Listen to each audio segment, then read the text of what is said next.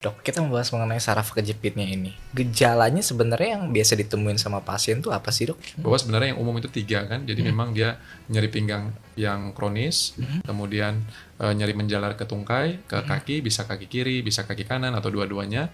Kemudian yaitu ketidakmampuan berjalan jauh. Kemudian best yang terakhir yang banyak dikerjakan sekarang, nah itu menggunakan 2 insisi karena memang visual pada saat operasinya kalau saya pribadi dia lebih jelas.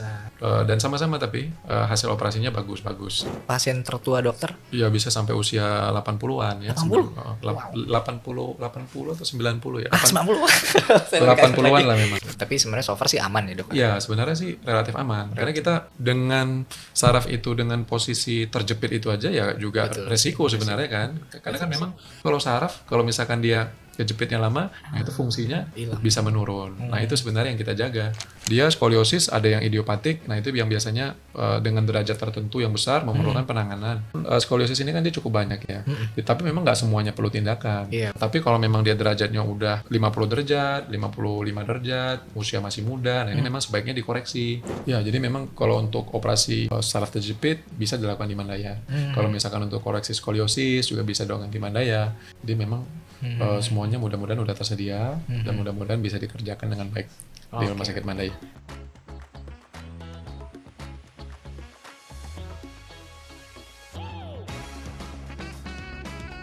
Hai, selamat datang di Live Health bersama saya Tubagusan Dipura dan telah hadir Dr. Muhammad Fahri Lubis, SPOT, konsultan spine. Halo dokter. Ya, halo.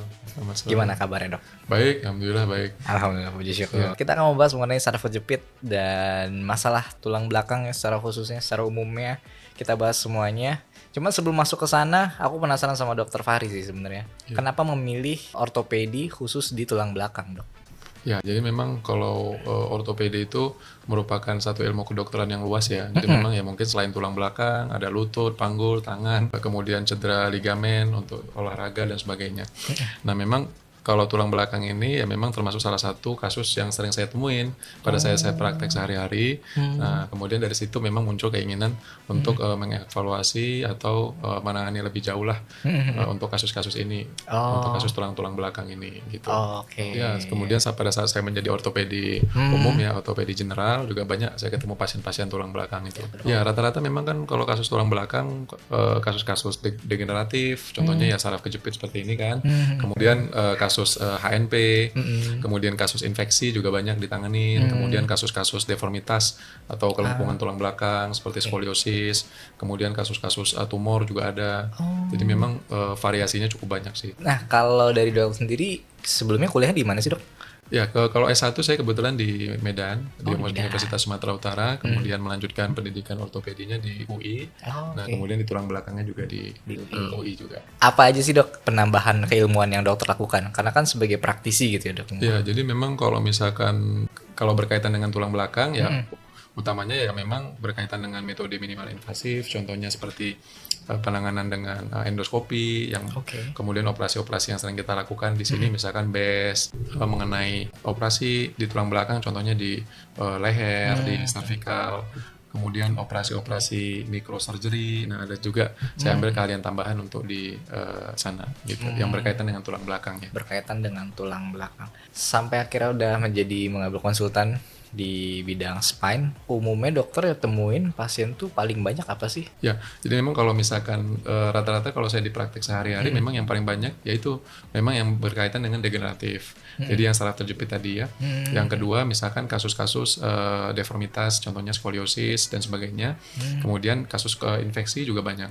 Seperti infeksi TBC atau infeksi kuman lainnya juga banyak. Cuma memang yang paling banyak itu yaitu memang yang berkaitan dengan degeneratif karena mungkin di Indonesia juga harapan hidup kan bertambah banyak, juga banyak yang berusia 60-an ke atas, 70-an ke atas.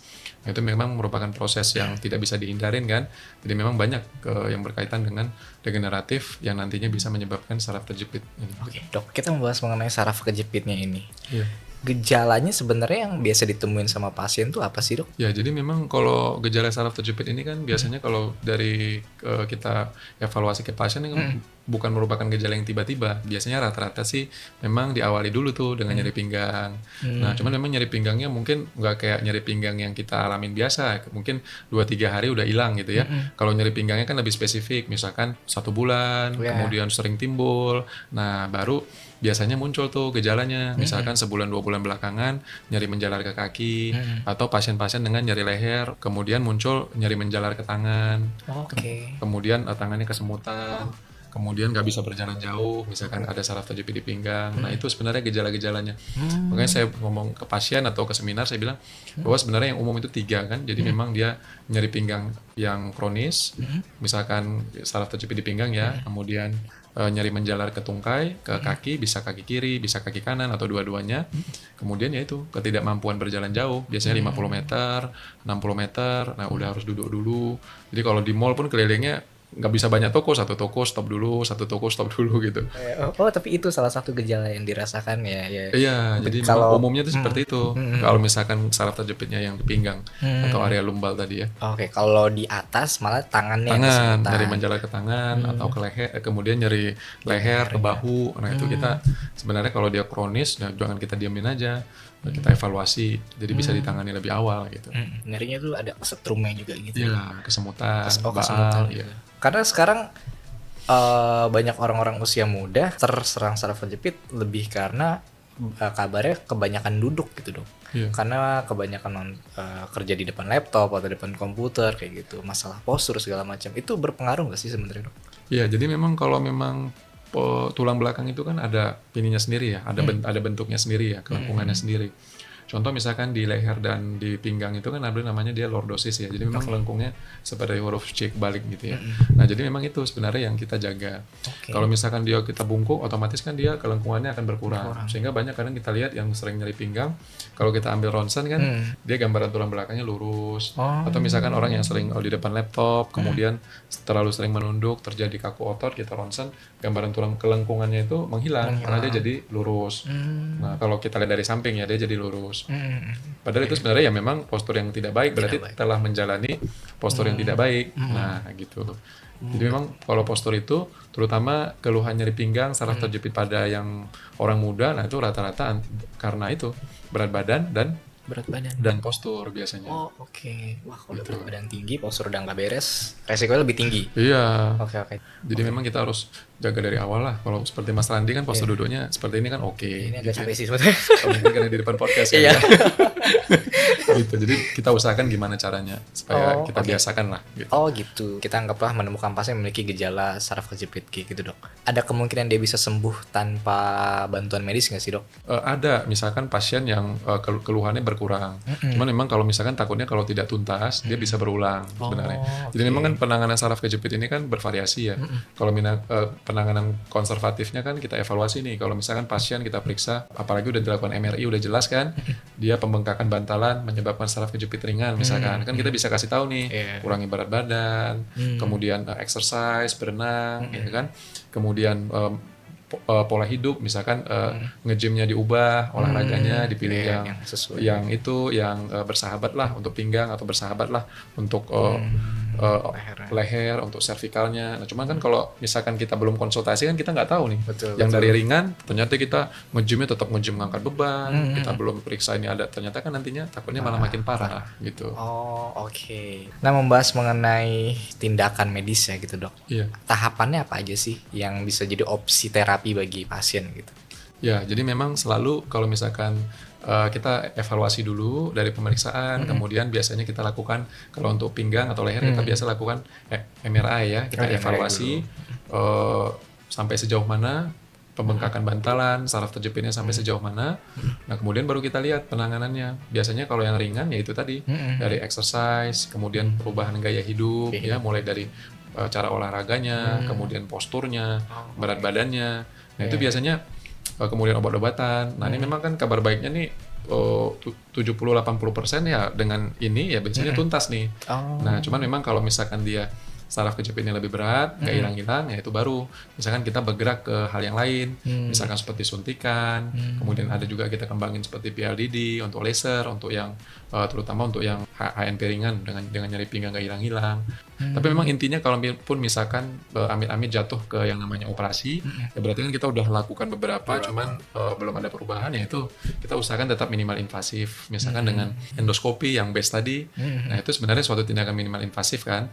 Jadi harapannya ya pasien bisa segera kembali beraktivitas. Kalau memang dia lebih lanjut lagi, misalkan pada pasien tua dengan sudah ada pergeseran tulang belakang, mungkin penanganannya beda lagi, seperti pemasangan implan dan sebagainya. Menarik. Jadi sebenarnya opsi terapinya banyak tergantung kondisi pasiennya juga. Iya. Kalau ringan kan nggak mungkin langsung dioperasi gitu. Betul. Kan. Oke dok, tadi menarik ada PLDD, BES. Nah dok, aku sempat baca literatur medis tulang kejepit lah ya, saraf belakang kayak gitu, sedikit-sedikit aja.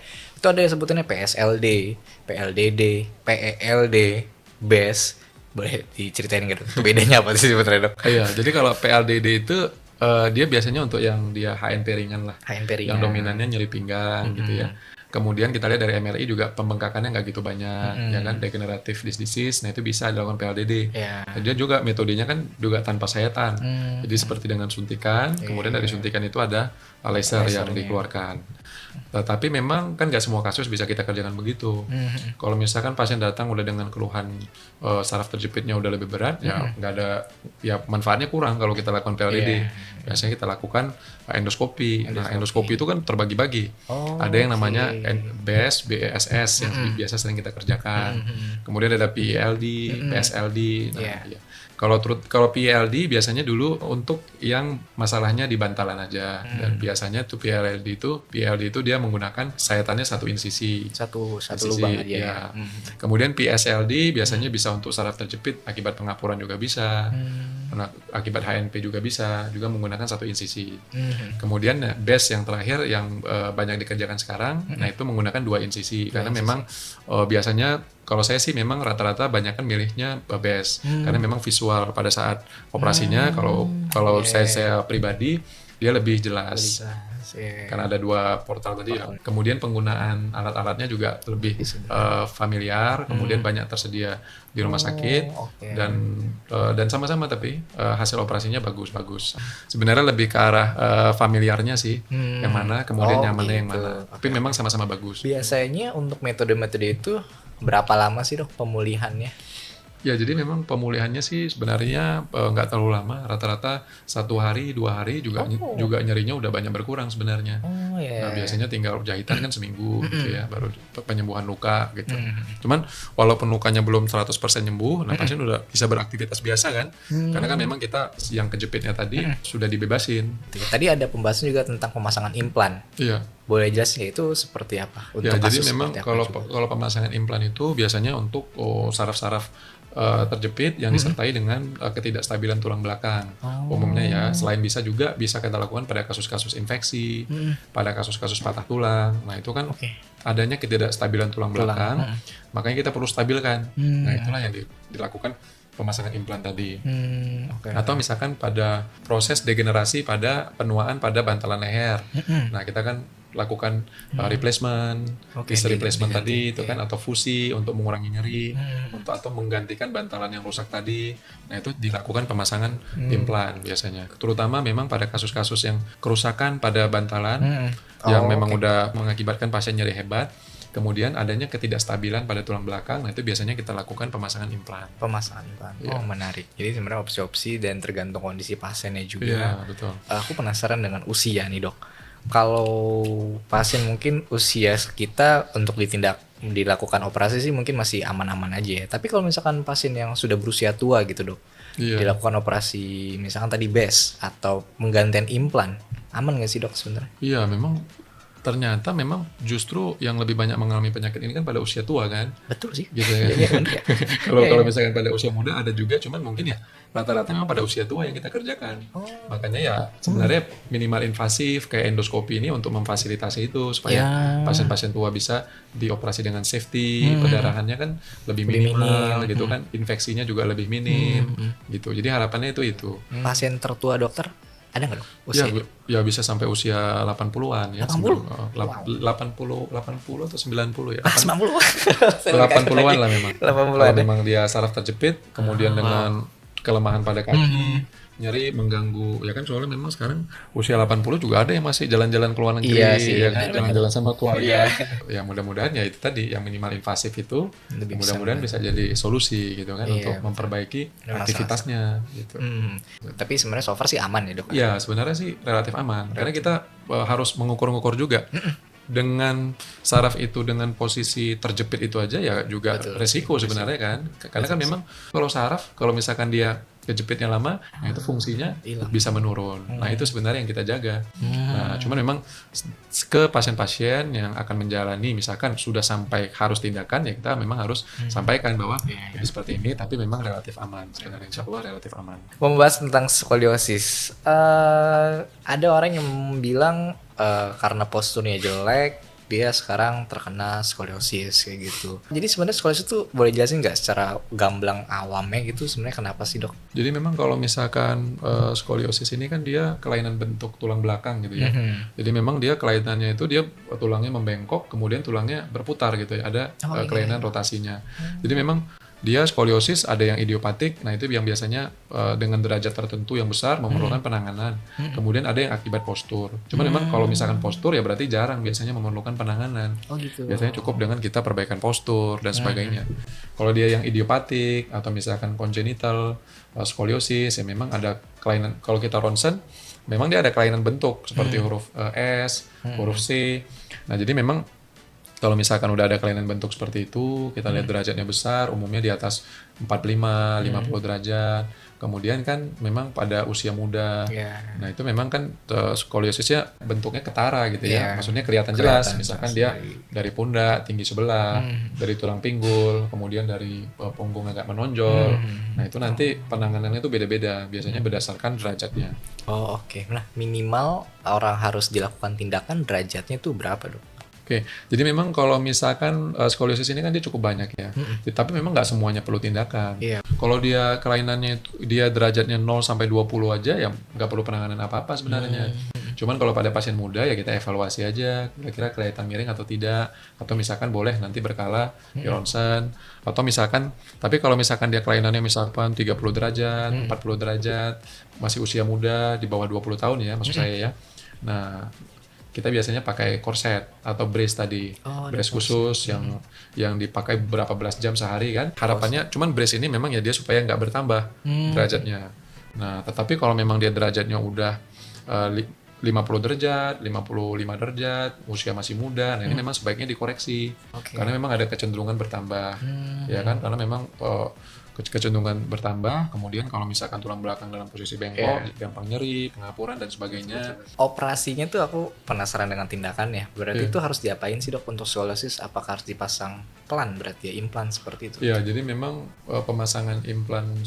Jadi karena memang kan kalau dia tulang belakang itu kan udah kaku ya, apalagi kan udah bertahun-tahun kan. Jadi kita harus menggunakan implan untuk diluruskan tulang belakangnya. Cuman memang ya diluruskan itu pun ya memang sebenarnya tujuan operasi skoliosis itu sebenarnya yang pertama itu mencegah dia bertambah miring. Tujuan pertamanya gitu ya, mencegah dia bertambah miring. Nah, tetapi memang yang kedua bisa sekalian kita lakukan koreksi. Nah, kalau dengan brace kan mungkin kita nggak bisa koreksi, dengan operasi kita bisa koreksi sekalian. Nah, cuman koreksinya itu pun koreksi yang aman. Jadi mungkin kita kalau misalkan bisa lurus banget ya syukur alhamdulillah gitu ya.